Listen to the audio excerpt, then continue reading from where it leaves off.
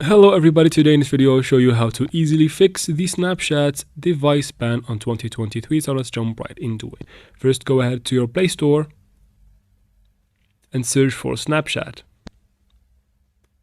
Make sure that you have the app updated and there is no update button, and that means it is updated. After that, just go ahead and quit. Long tap on the app and then tap on App Info, or just go to the app settings. From there, tap on Force Stop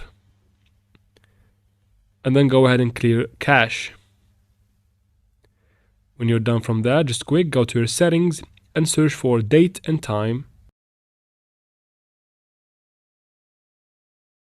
Go and tap on date and time.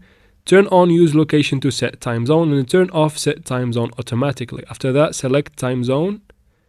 As you can see here, my region is Algeria. I go ahead and change it to a random country, and after that I go ahead and set it back to my original country, which is Algeria. And after doing that, you probably got rid of the device ban, and that's how we do it, guys. I hope this video was helpful. If it was, please like and comment down below. Don't forget to subscribe for future videos like this one, and thanks for watching.